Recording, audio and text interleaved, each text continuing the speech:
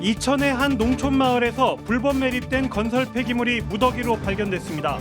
하지만 이천시는 생활 폐기물로 보고 매립 사업자에게 과태료만을 부과했습니다. 용인 일대의 반도체 국가산단 개발이 확정되면서 인근 상수원 보호구역을 해제해야 한다는 요구가 커지고 있습니다. 하지만 평택 시민사회단체들은 상수원 보호구역 해제에 결사 반대 입장을 내놨습니다.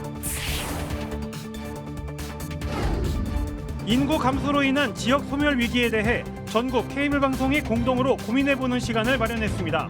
오늘은 지방 중소도시들의 공공의료 붕괴 문제를 짚어봤습니다.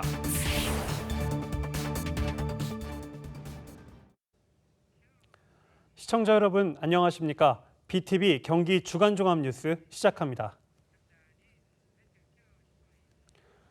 오늘 뉴스는 함부로 버려진 쓰레기 때문에 몸살을 앓고 있는 우리 주변 환경을 살펴보는 것으로 시작하겠습니다. 먼저 이천의 한 농촌 마을을 찾아가 봤는데요.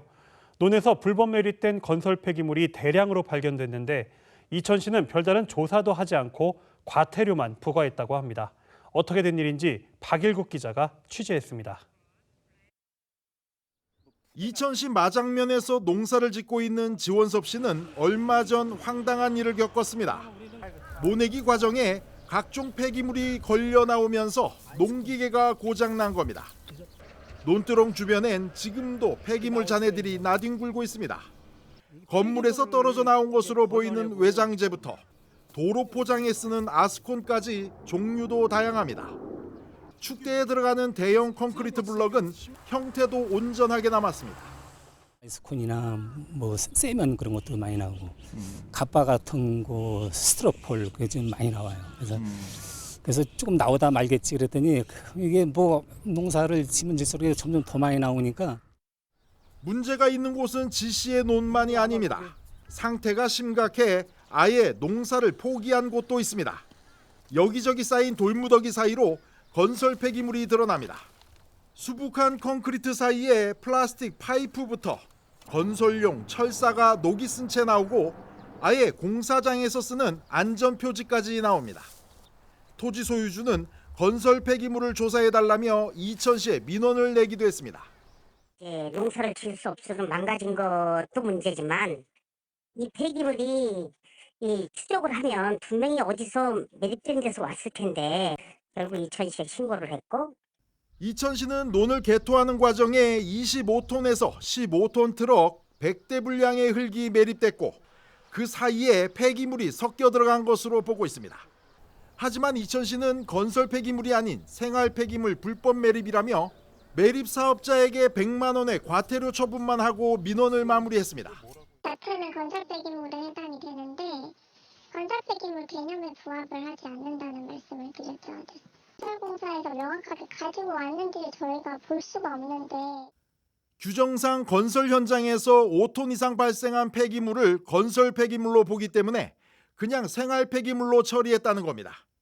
드러난 양이 5톤이 안 된다는 주장이지만 논 아래 얼마나 많은 폐기물이 매립됐는지는 확인되지 않았습니다. 이천 경찰도 시청 측에 고발이 없다며 민원을 반려한 상황입니다. 주민들은 주변 개발 지역에서 폐기물이 흘러들고 있다는 이야기가 나오고 있다며 추가 고발을 준비하고 있습니다. 한편 현행법은 건설 폐기물의 친환경적 처리를 지방정부의 의무로 규정하고 있습니다. BTV 뉴스 박일국입니다. 용인의 저수지들도 쓰레기 때문에 몸살을 앓고 있습니다. 낚시터에서 나오는 쓰레기가 눈살을 찌푸리게 하고 있는데요. 현장에 김효승 기자가 다녀왔습니다. 널따란 저수지 수변을 따라 방갈로와 좌대가 설치되어 있습니다. 주변엔 통조림 캔부터 페트병, 먹다 버린 커피까지 낚시를 다녀간 이들의 흔적이 고스란히 남아 있습니다. 곳곳에 버려진 죽은 물고기엔 파리도 모여들어 눈살을 찌푸리게 합니다. 쓰레기들이 여기 방치되고 있거든요. 그래서 이제 그런 문제도 있고 수질 정화도 분명히 여기 신경 써야 되고 쓰레기 문제 또 그리고 이제 그 뭐 이런 좌대들 낚시하는 이 좌대들이 과연 진짜 우리 이거 시민들이 즐길 수 있는 이런 모습인지. 저수지 인근 주민들은 낚시터가 산책로에도 지장을 준다고 말합니다.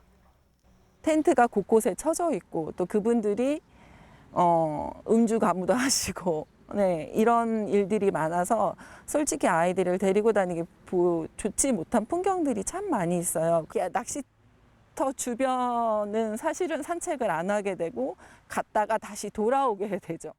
용인 지역에 자리한 농업용 저수지는 용담 저수지를 포함해 모두 55곳. 이 가운데 19곳에서 낚시터가 운영되고 있습니다. 수십 년째 운영돼 온 저수지 내 낚시터를 이제는 줄여가야 한다는 목소리가 나옵니다. 인구가 늘고 도시화가 빠르게 이루어지고 있는 만큼 저수지를 시민들의 휴식 공간으로 만들자는 겁니다. 농업용 저수지를 만들었을 때에 그때부터 계속 지금 이걸 번외 사업으로 다 이제 진행을 하다 보니까 지금 하고 있는데 이게 계속 가다 보면 이제 끝이 없잖아요. 2030년이든 2025년이든 어느 기간 동안 해가지고 정리를 해야만 우리 용인시가 앞으로 더 좋은 시가 되지 않겠나. 저수지는 농어촌공사와 지자체 등이 나눠 관리하는 가운데 용인시는 각 주체와의 논의가 필요하다는 입장입니다. 용인시는 낚시터 관계자, 시민 의견 등을 수렴해 저수지 개발 방향을 세운다는 계획입니다. 한편 지난 2010년엔 기흥저수지가, 2014년엔 낙생저수지가 낚시 금지구역으로 지정돼 공원화한 바 있습니다. 지역의 도시화와 급속한 인구 증가 속에 저수지의 활용 방안이 과제로 떠오르고 있습니다. BTV 뉴스 김효수입니다. 다음은 상수원 보호구역 문제로 갈등이 예고되고 있는 평택 지역으로 가보겠습니다. 최근 용인시는 반도체 국가산단 개발을 앞두고 인근 상수원 보호구역을 해제해달라고 요청하고 있는데요. 평택 시민사회단체가 결사 반대 입장을 내놓으면서 지자체 간 마찰이 예상되고 있습니다. 보도에 주하영 기자입니다. 평택 북부 지역 15,000톤의 물을 공급하기 위해 운영 중인 송탄 취수장입니다. 송탄과 유천 취수장 물 공급을 위해 용인 일부 지역과 안성시 면적 16%가 상수원 보호구역으로 공장 등을 건설하지 못하도록 규제로 묶었습니다. 그러나 최근 용인 일대가 국가 첨단 반도체 산업단지로 지정되면서 개발 압력이 커지는 상황입니다. 규제를 풀지 않고 국가 산단 개발이 어렵기 때문에 용인과 안성 지역은 해제 촉구에 나서고 있습니다. 반대로 평택 시민사회단체는 성명서를 내고 상수원 보호구역 해제를 결사 반대한다며 나섰습니다. 평택 시민들은 수질 개선 없는 상수원 보호구역 해제 결사 반대한다! 반대한다! 반대한다! 반대한다! 이들은 지난 2018년부터 10개의 자치단체가 상수원 상생 협력을 약속했지만 실행을 위한 조치는 없었다며 개탄했습니다. 국가 반도체 산단을 반대하지 않지만 수질 개선 없는 상수원 보호구역 해제는 반대한다는 입장입니다. 반도체 산업 육성과 인근 지자체의 개발을 반대하지도 막을 수도 없지만 안성천과 진이천이 수질 개선 없는 상수원 보호구역 해제는 단호히 반대한다. 평택호에서 어업 활동을 하는 어민들도 상수원 보호구역을 해제하면 막대한 영향을 받을 것이라며 반대의 목소리를 높였습니다. 삼성 반도체로 변화를 겪고 있는데 국가 산단으로 또 다른 영향까지 우려된다는 것입니다. 포획 어종을 안전검사를 다 실시해가지고 이 아무런 문제가 없을 때 우리가 이제 그 잡은 물고기를 유통을 시켰는데 이제 이 반도체가 삼성이 들어오면서 우리 어장 환경이 조금 변하고 있어서 평택시의회 등 정치권도 토론과 포럼을 통해 시민의 의견을 모으는 한편 대책에 나설 것이라고 밝혔습니다. 시민의 대표로 한 사람으로서 또한 의원으로서 또한 시민의 우리 60만의 시민과 함께 계속적으로 대안 없이 계속적으로 이렇게 해제를 한다고 한다면 반대해 나갈 것입니다. 이번 기자회견을 시작으로 본격적인 상수원 보호구역 존치에 나선 평택 시민사회단체들. 상수원 보호구역 존치와 해제를 놓고 본격적인 갈등을 예고하고 있습니다. BTV 뉴스 주하영입니다. 수원에선 수도권 정비계획법을 개정해달라는 목소리가 커지고 있습니다. 국토 균형 발전을 위해 제정된 수도권 정비계획법은 수원을 과밀 억제 권역으로 묶어놓고 있는데요. 과도한 규제 때문에 기업들이 떠나가면서 지역 경제 침체가 심각해지고 있습니다. 수원 산업단지에 있는 반도체 장비 업체. 최근 2차 전지 분야로까지 사업을 확장하면서 사옥과 공장 확장이 필요해졌습니다. 하지만 수원에선 확장이 쉽지 않았습니다.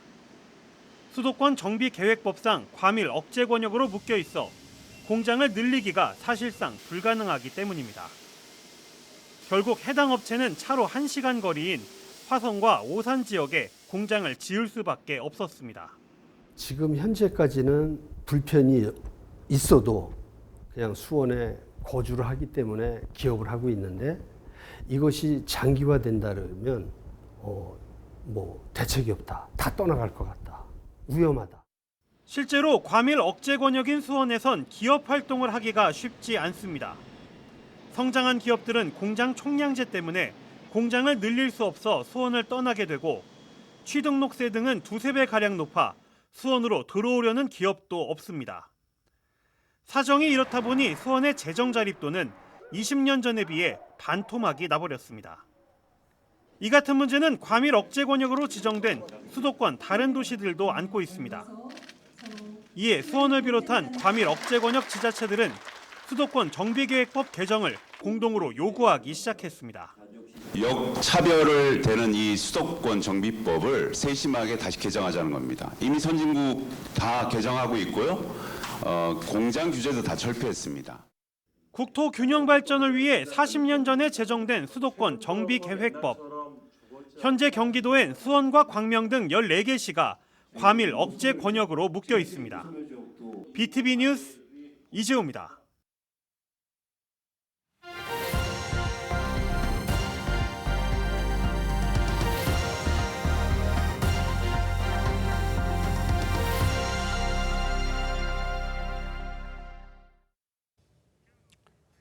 인구 감소로 인한 지역 소멸 위기에 대해 전국 케이블 방송이 공동으로 고민해보는 시간을 마련하고 있습니다.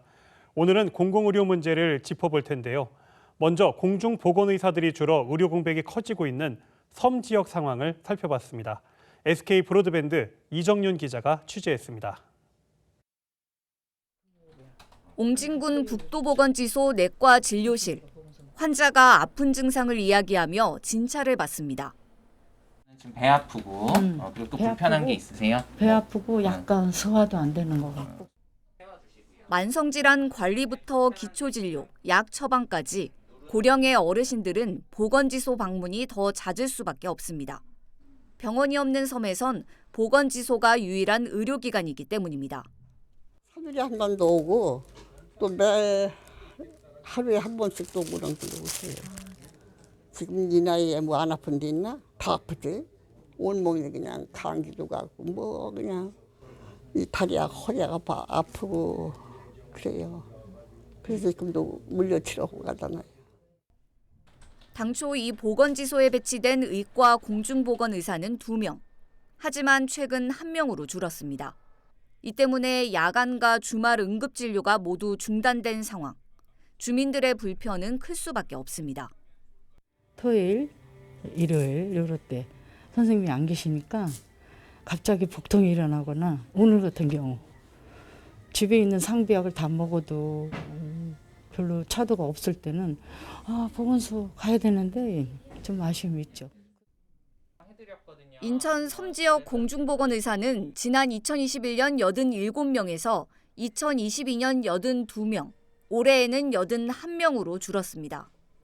이전에는 어떤 응급 상황에서 저희 지소를 거쳐간다든지 아니면은 사실 노인분들께서는 의학적인 지식이 많이 없기 때문에 이게 응급 상황, 응급 질환인지 아니면 응급이 아닌지를 잘 모르시는 경우가 많아요. 그래서 그런 상태에서 저희가 응급 질환이다 아니면 뭐 비응급 질환이다 혹은 준응급 질환이다 이런 거를 감별해 주는 것만으로도 도움이 되는 경우가 많은데 이런 것들을 해내지 못하기 때문에 오는 어떤 주민분들의 불편감은 이루 말할 수는 없겠죠. 고령화로 의료 수요는 꾸준히 늘고 있는 반면 공중보건의사는 갈수록 줄고 있는 상황.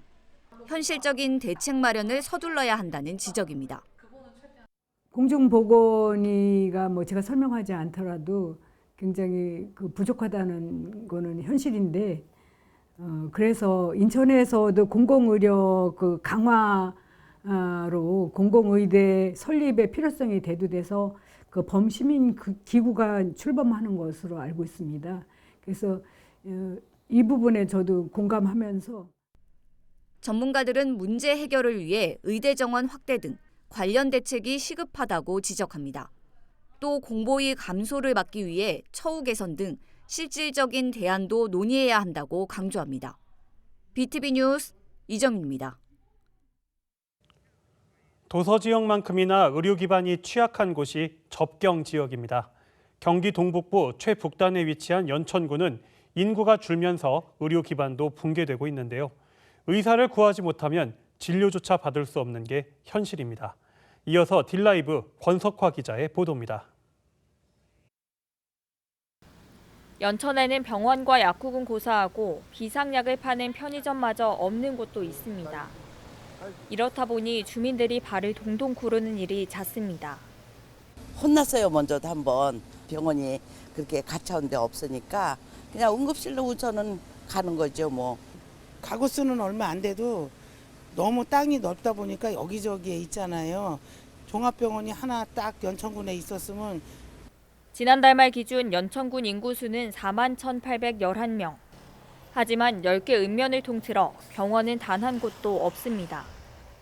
보건지소와 보건진료소를 포함한 의료기관 47곳이 있지만 여기에 약국은 22곳뿐입니다. 특히 미산면과 왕직면, 신서면 등 5개 지역은 약국도 없는 상태입니다. 이렇게 일부 지역들은 약국조차 없어 일반 의약품을 구하기도 힘든 현실입니다. 문제는 지역외상협력센터로 지정된 연천보건의료원으로 오는 응급 환자를 살릴 인력도 부족하다는 겁니다. 응급실에 지금 공보의 5명이서 운영을 해요. 성형외과 소아과 의사가 하는데 정말 여기 밤에 응급 오는 거는 매 일평균 16명씩 와요. 여기가 정말 간혹 가다 뇌출혈 환자들이 오거나 정말 시급을 급한 환자들이 오는데 거기에 대한 대책이 없어요. 연천보건의료원은 2축의 의료진으로 운영되고 있습니다. 의료원에 소속돼 월급을 받는 봉직이 7명과 병역 의무 대신 공중보건 업무를 보는 공보의 12명으로 인력이 더 많은 공보의 중심입니다. 2년간의 봉직이 계약 기간이 끝나고 재계약을 하지 못한 봉직이의 해당 부서의 진료는 신규 채용이 될 때까지 잠정 중단하게 됩니다. 또다시 채용난 위기를 겪을 생각에 연천보건의료원의 한숨은 깊어져만 갑니다. 봉급을 또 많이 준다 해도 아시다시피 연천에는 극장 하나 없어요. 특히 그분들이 걱정하는 건 자녀들 교육이에요. 붙잡을 수밖에 없어요. 이분 가시면 만약에 한 부서가 없어지면 예를 들어 산부인과가 없다. 그럼 검진잔치에서 검진할 때 할 수가 없어요. 연천군의 공공의료기관 설립과 인력 확충은 이제 필요가 아닌 필수인 상황입니다. 딜라이브 뉴스 권석화입니다. 의료진 부족 문제는 지방 중소도시에서도 발생하고 있습니다. 전국의 환자들이 수도권으로 몰리면서 지방에선 의사가 감소하는 악순환이 반복되고 있는데요. 지방의료 붕괴가 지역 소멸을 가속화할 수 있다는 위기가 높아지고 있습니다. HCN 최면희 기자입니다. 병원으로 향하는 셔틀버스를 기다리는 줄이 길게 늘어섭니다. 고속철도 역사 인근에는 이처럼 대형 병원을 오가는 정류장이 따로 운영될 정도입니다. 중소도시뿐만 아니라 광역시 등 지방 대도시에서도 상경 진료를 받고 있는 환자는 흔하게 찾을 수 있습니다. 지방은 의료 시설이 되게 좀 낙후돼 있어요. 진료 체계가 다 보편화돼 있다고 해도 의료 시설이 아무래도 서울보다 좀 많이 낙후돼 있어서 그래서 다 오는 거예요. 대형 병원이 아무래도 시설의 신뢰성, 시설의 성공률 이런 것이 높다고 생각해서 대형 병원을 찾는 것 같아요. 수도권 의료 집중은 이미 보편적인 모습이 됐지만 점차 심화되는 추세입니다. 2021년 기준 수도권 상급 종합병원에서 진료를 받은 비수도권 거주 환자는 93만 명에 달하고 이들이 지출한 의료비는 2조 7천억 원을 넘어섰습니다. 수도권 의료 집중 현상이 지방 의료 상황을 악화시키고 결국 기본적인 인프라가 부족한 지방의 소멸을 가속화하는 요인으로 작용할 가능성이 높습니다. 병원을 만들었는데 환자들이 가야 그 병원이 크는데 거점 병원을 만들었는데 계속 큰 병원으로 가버리면 그 거점 병원은 계속 적자고 결국은 효과가 없는 걸로 이제 다시 도태가 되겠죠. 정부가 지방 공공병원 8곳을 추가로 신설 또는 이전 공급하는 공공보건의료계획을 오는 2025년까지 추진합니다. 증축까지 더하면 20여 곳이 공급되는 계획이지만 환자가 없는 지방에 의사 유입으로까지 이어질지는 여전히 미지수입니다.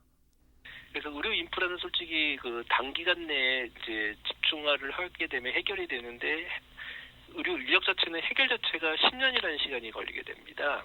그래서 지금 그런 2025년까지 하겠다고 하는 그런 것들은 외형적인 건 가능할지언정 내실을 다질 수 있는 것은 현실적으로 불가능하다. 전문가들은 권역별 진료 집중 과목 선정과 수도권 병원과의 연계 진료 확대가 지방 의료 불균형 문제를 완화시킬 수 있다고 입을 모았습니다. HCN 뉴스 최면입니다. 이처럼 지방 의료 시스템이 붕괴 위기를 맞으면서 중소도시들은 필수 의료를 지키기 위해 고심하고 있습니다. 이런 가운데 충남 당진의 사례가 주목받고 있는데요. LG 헬로비전 한범호 기자가 취재했습니다. 당진의 한 종합병원 응급실. 주로 어른들이 이용하는 이곳에 어린이 전용 병상이 들어섰습니다. 지난 4월 문을 연 소아야간 응급진료센터입니다. 응급실엔 성인과 분리된 별도의 소아 진료 공간이 이렇게 마련돼 있습니다.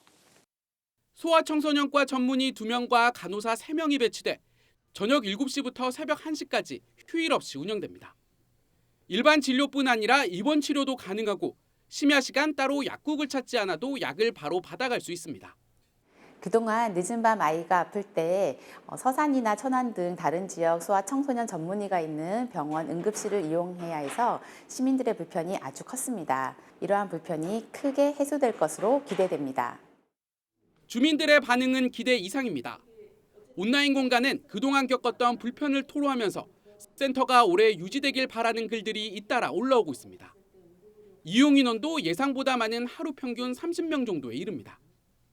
진료도 다른 소아과에 비해서는 그래도 조금 빨리 되는 편이었고 처치도 바로바로 해주고 약도 바로 주는데 그렇다고 해서 뭐 비용이 많이 드는 것도 아니어가지고 되게 좋았거든요. 소아청소년과는 저출산 흐름과 낮은 진료비 등으로 폐과가 잇따르는 등 위기를 맞고 있는 상황. 당진 소아야간 응급진료센터도 의료진을 구하는 게 가장 큰 관건이었는데 당진시가 충남도 공모사업으로 따낸 예산에 10일을 추가로 보태면서 6개월 만에 인력을 확보했습니다. 센터를 직접 운영하는 병원도 비응급 환자에게 별도로 부과되는 비용을 받지 않는 등 수익성보단 공공성을 택했습니다. 유일한 종합병원으로서 공공성도 무시를 할 수가 없기 때문에 당진시와 고민 끝에 저희가 응급관리료를 하고 있습니다. 응급실에 방문하시게 되면은 대략 한 6만 원 정도 발생을 하는데요. 이거를 면제 혜택을 드리도록 결정을 했습니다. 소멸 가속화와 맞물려 점점 더 열악해지고 있는 지역 의료 환경. 당진 소아야간 응급진료센터가 새로운 해법을 제시할 수 있을지 주목됩니다. 헬로티비 뉴스 한보호입니다.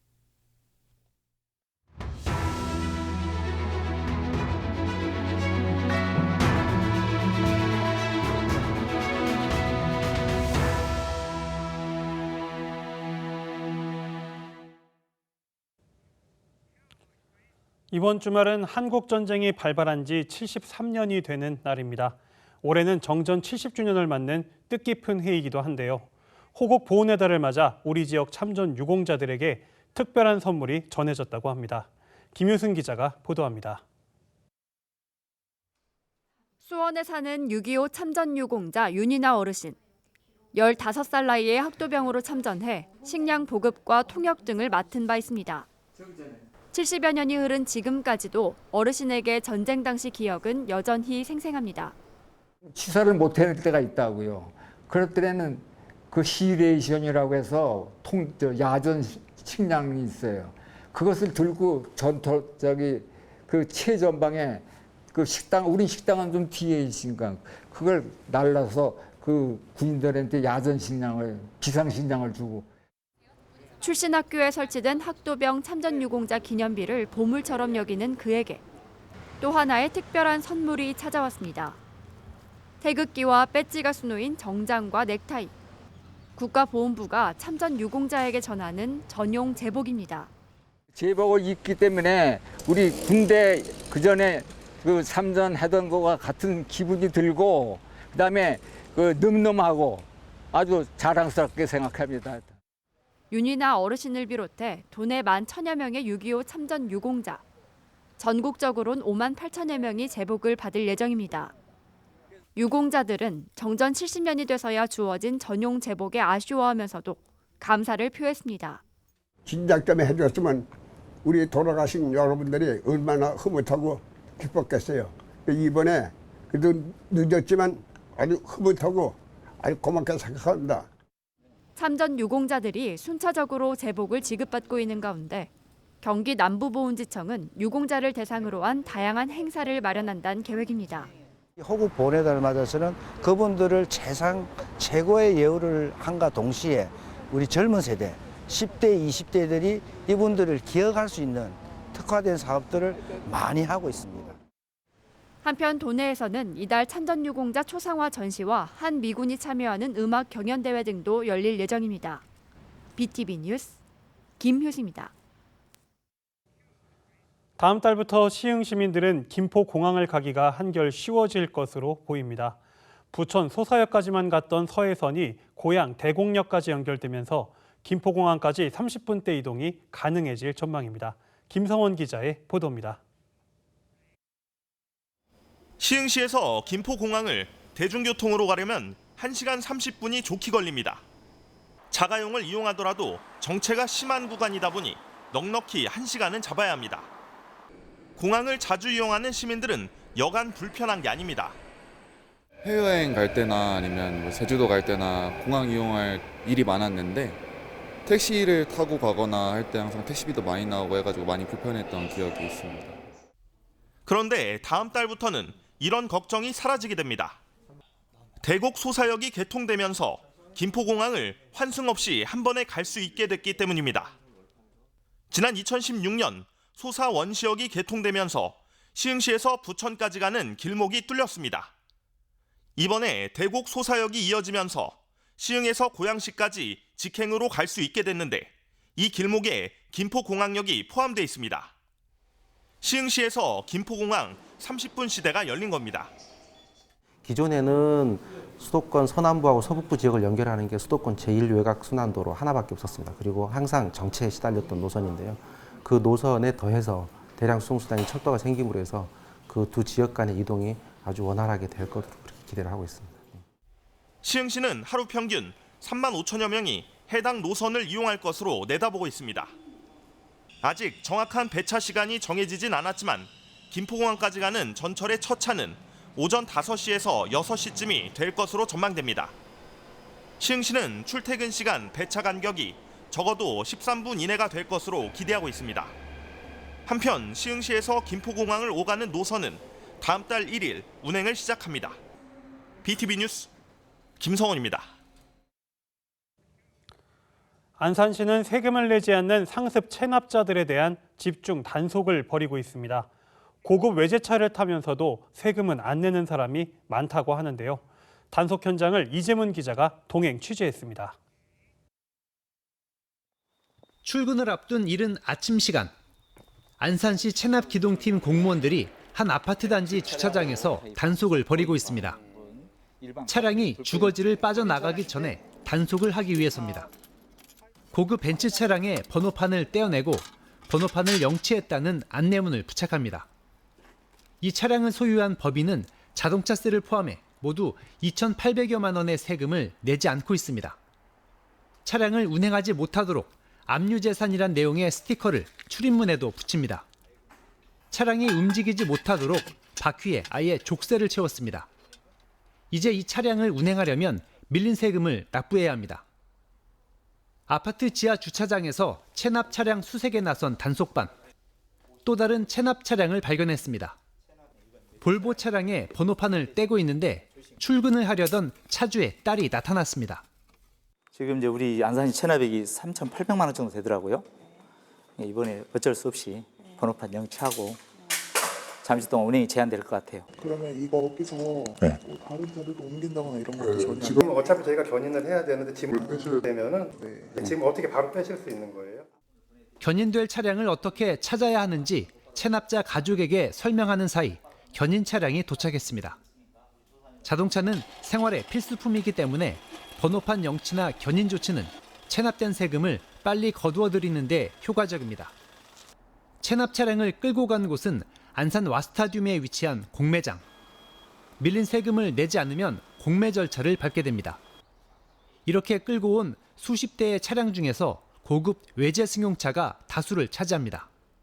생활이 어려우신 분들 생활 필수품 차량들은 저희들이 이제 관용을 베풀어서 체납은 번호판 영치라든가 끌어오진 않지만은 고급 외제 차량이라든가 이렇게 굴리면서 체납을 장기간 고액으로 방치한 차량을 일제적으로 단속을 하기 위해서 6월 달에 고급 외제 차량하고 폐업법인 이걸 일제 단속을 하게 됐습니다. 안산시 체납 기동팀은 이달 들어서만 30여 대의 체납 차량을 견인하거나 번호판을 뗐습니다. 자동차세를 3차례 내지 않으면 번호판을 영치하고 상습, 고액 체납 차량은 즉시 견인해서 세금을 내지 않으면 공매에 넘깁니다. 안산시는 지난해 155대의 차량을 공매해서 2억 4,500만 원의 체납 세금을 거둬들였고 1,404대의 번호판을 영치해서 14억 5,700만 원의 세금을 징수했습니다. BTV 뉴스 이재문입니다.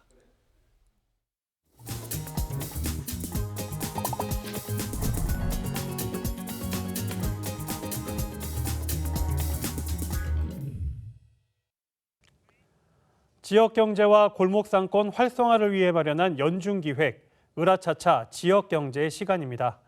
오늘은 젊은 농업인들의 아이디어가 반짝이고 있는 상점을 찾아가 봤는데요. 이천 더 크래프트의 김유승 기자가 다녀왔습니다. 저는 지금 이천 설봉공원 입구에 자리한 한 상점 앞에 나와 있습니다. 이곳엔 농업인들의 열정과 아이디어가 녹아있다고 하는데요. 어떤 사연을 가진 공간인지 더 크래프트 매장을 소개합니다. 아기자기한 조명과 소품으로 꾸며진 가게에 들어서면 이천의 대표 특산물, 쌀을 비롯한 농산물과 요거트, 조청 등 농식품들을 만날 수 있습니다. 매장 한편엔 와인과 맥주, 소시지 등 먹거리를 고르고 직접 맛볼 수 있는 휴식 공간도 함께 자리합니다.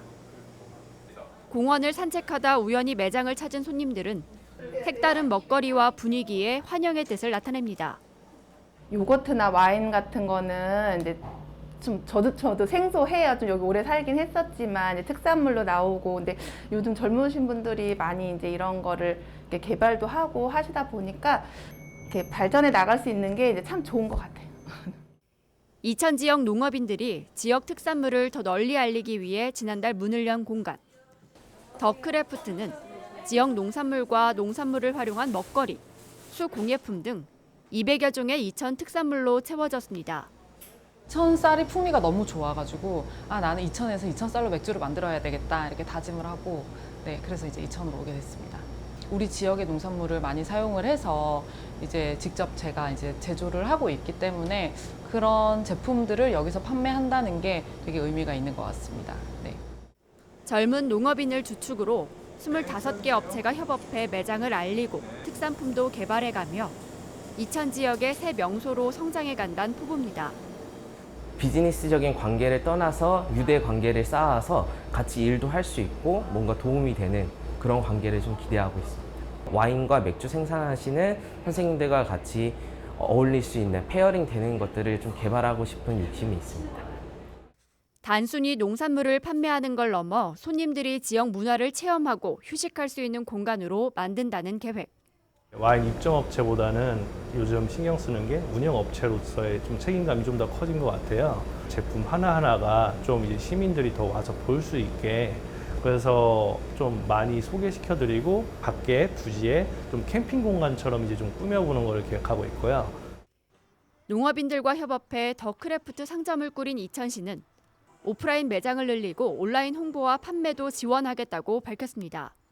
온라인 플랫폼을 구축해 지역 주민들뿐 아니라 타 지역이나 해외에 사는 소비자들도 우리 이천의 특산물을 쉽게 접할 수 있게 하며 지속적인 수익과 홍보 효과를 기대하고 있습니다.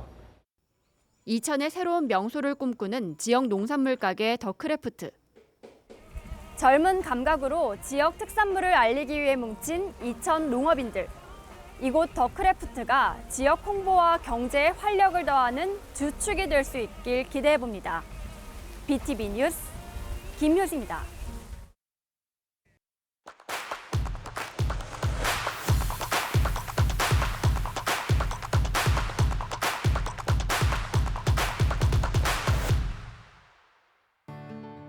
코로나19 종식이 선언된 지 1개월 지났습니다. 이 길고 길었던 팬데믹은 우리 생활뿐만 아니라 연극계에도 많은 변화를 가져왔는데요. 이 무대 앞에 있는 관객들은 이 변화를 알기가 어렵습니다. 그래서 이번 기자가 한다에서는 무대 뒤로 이동해서 공연 함께 준비해보고 또 공연계에 대한 이야기 나눠보려고 합니다.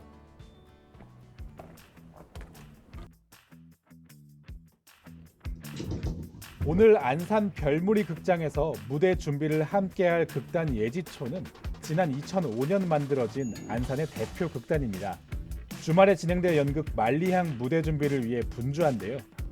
조명 설치 작업 계속 하고 있는 것 같아요. 제가 뭘 도와줄 수 있는지 한번 물어보겠습니다. 감독님, 제가 지금 뭐 도와드릴 수 있는 게 있을까요? 저기 LED판 한 5대 가져다 5대 이쪽으로 가져오면 될까요? 맞습니다. 알겠습니다. 한번 가져와 보겠습니다. 네. 이거 생각보다 굉장히 무거워요. 하나씩 들고 가겠습니다. 이 무대 조명 하나가 비싼 것은 몇 천만 원도 한다고 하니 들고 가는 손이 떨립니다. 무대 위에 오를 출연자들을 위해 설치하는 것이다 보니 조심조심 옮겨봤습니다. 어디 갖다 놓... 조명 작업이 대충 마무리가 돼서요. 무대 설치 작업도 제가 지금 도와주려고 하는데 저기 작업하시는 분 있어가지고 한번 얘기 나눠보겠습니다. 네, 안녕하세요. 예, 안녕하세요. 얼굴이 아까 저 포스터에서 본 것 같은데 배우님 아니신가요? 예, 맞아요. 근데 배우님이 작업도 같이 하고 계신 거예요, 지금? 예, 그렇죠. 다 같이 작업을 하죠. 연습하기도 바쁘실 것 같은데 작업까지. 규모가 워낙 작고 이제 금액적인 부분도 있기 때문에 배우고 스텝이고 할 거 없이 같이 일을 도와서 하고 있어요. 코로나가 되면서 사실 이 연극계에 좀 많이 변화가 있었잖아요. 그렇죠. 좀 제일 큰 변화라고 해야 될까? 어떤 게 많이 크게 변했나요? 코로나를 지내면서 사실 공연이 갑자기 취소된다거나 이런 상황들이 없었으니까 그거를 잘 인지를 못하고 있다가 이번에 이런 사태가 일어나고서 그때서야 그래 공연이 이런 식으로도 취소가 될 수 있겠구나 한 것도 있었고 이제 사실 생활비 같은 부분들도 많이 이제 좀 지장이 있었으니까 그 부분에 대해서도 왜냐면 이제 아르바이트 같은 경우에도 뭐 사람을 대면한다든지 이런 것들이 다 안 되다 보니까 할 수 있는 일들이 굉장히 적었었죠. 행사들도 다 없어지니까. 무대 위에서 이렇게 작업하시는 분들 대부분은 배우들이었습니다. 코로나로 연극계 종사자가 적어지고 인건비도 상승하면서 배우들이 여러 작업을 해야 하는 상황이었는데요. 무대 작업을 총괄하는 연출님도 마찬가지로 이번 무대 배우이기도 합니다. 무대 작업이 지금 한창 진행 중인데요. 이 작업 전체를 조율하시는 연출님 한번 이야기 나눠보겠습니다. 네, 연출님 안녕하세요. 네, 안녕하세요. 저 지금 작업 같이 한번 도와주고 해봤는데 배우님들도 와가지고 이렇게 같이 작업을 하시더라고요. 좀 그게 이유가 있나요? 우선은 가장 큰 건 예산 규모의 문제죠. 네, 저희가 이제 무대 크루를 마음껏 쓸 수 있을 정도의 예산이 되면 좋겠지만 그렇게 환경이 많이 안 되니까 헤드 스텝인 각 감독님들 정도만 저희가 같이 하고요. 코로나 때 이런 통계가 있더라고요. 관객들은 돌아왔는데 이 연극에 종사하는 사람들은 줄어들었다는 통계가 좀 있던데 직접 여기서 일하고 계신 입장에서는 좀 피부에 와 닿는 이야기인가요, 그게? 네, 그런 것 같아요. 코로나 때 배우 하던 분들이 생업에 문제가 좀 생기면서 그만두신 분들이 좀 있는데 지금 코로나가 많이 끝나가는 와중이지만 돌아오지는 않고 있는 것 같아요.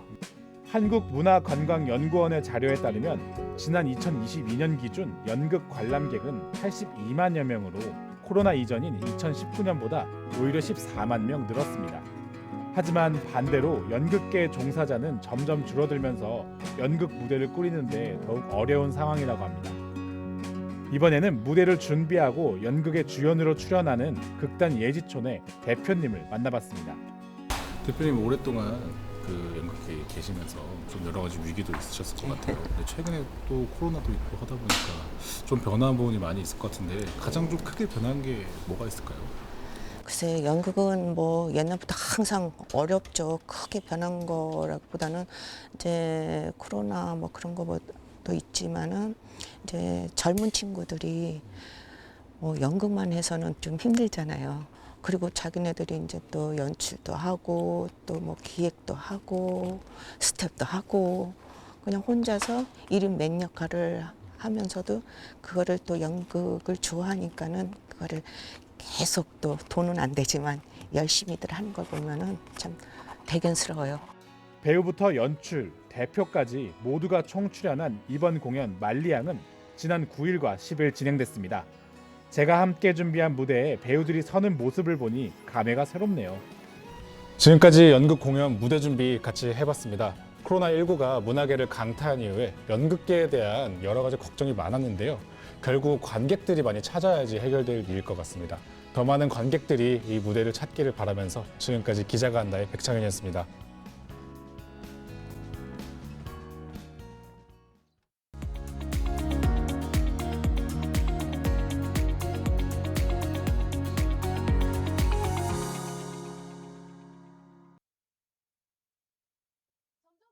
폭염 기간 동안 야외에서 차를 주차시켜놓고 이렇게 창문까지 잘 올리고 문을 잘 닫아놓으면 우리 차는 점점 온도가 올라서 아주 뜨거운 오븐으로 변할 수 있다는 사실 알고 계셨나요?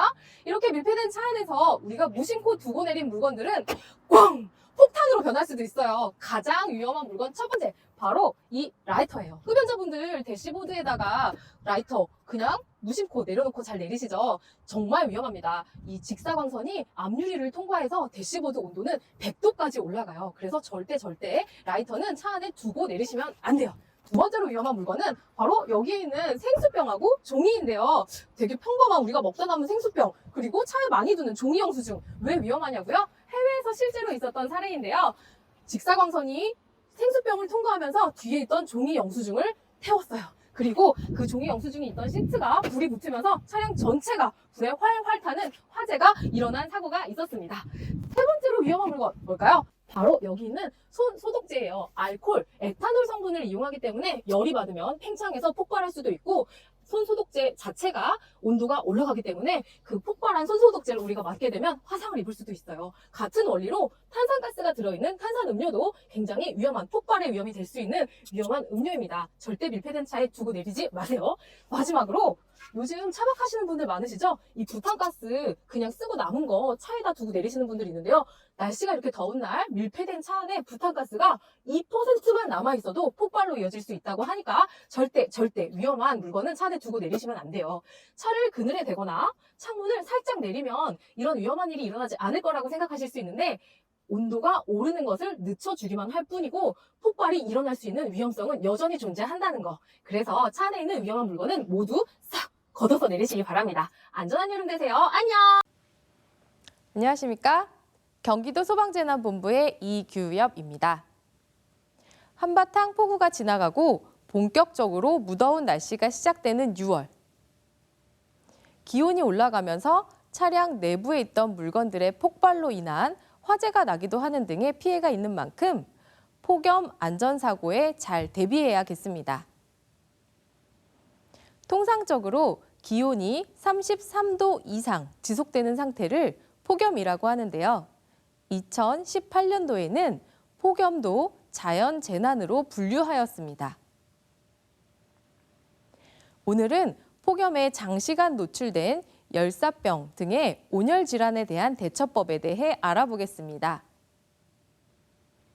장시간 야외 활동 중에 갑자기 어지럽거나 두통, 구토, 근육통 등이 일어난다면 일사병을 의심해야 합니다.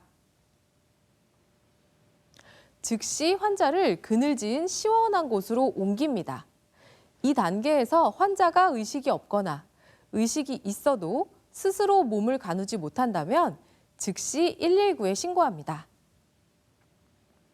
환자의 옷을 제거하고 환자에게 부채질이나 선풍기 바람을 쐬어주는 것이 좋은데 이때 할 수 있다면 젖은 수건 등으로 환자의 몸을 닦아내서 물과 열이 함께 증발할 수 있도록 해주면 체온을 더욱 적극적으로 내릴 수 있는 처치가 될 수 있습니다. 환자가 할 수 있다면 스포츠 이온 음료를 마시게 하는 것도 전해질 불균형을 바로잡는 데 큰 도움이 됩니다. 환자의 의식 상태가 저하되었을 경우 무리해서 구강으로 수분 섭취를 하게 되면 폐로 수분이 흡입되면서 위험할 수 있으니 무리해서 시도하지 않도록 합니다. 열사병은 주로 매우 덥고 습하고 밀폐된 환경에서 일하거나 운동할 때 발생하는 온열 질환인데요. 야외 활동 시에는 한 번에 몰아서 쉬는 것보다 충분한 수분을 섭취하면서 자주 쉬는 것이 온열 질환 예방에 효과적입니다. 만약 냉방기가 없는 환경에서 오래 있어야 한다면 가까운 시, 군, 군청 및 읍면동 주민센터에서 운영하는 무더위 쉼터를 찾아 잠시 휴식을 취하는 것도 온열 질환을 예방하는 좋은 방법입니다. 무더위 쉼터는 국민재난안전포털 홈페이지나 안전디딤돌 앱에서 위치를 검색할 수 있습니다. 더운 여름, 폭염에 대비하는 방법을 오늘 알아봤는데요. 건강하게 여름 나시고 저는 다음 주에 다시 뵙겠습니다. 감사합니다. 이상으로 BTV 경기 주간 종합 뉴스를 마칩니다. 편안한 주말 보내시기 바랍니다.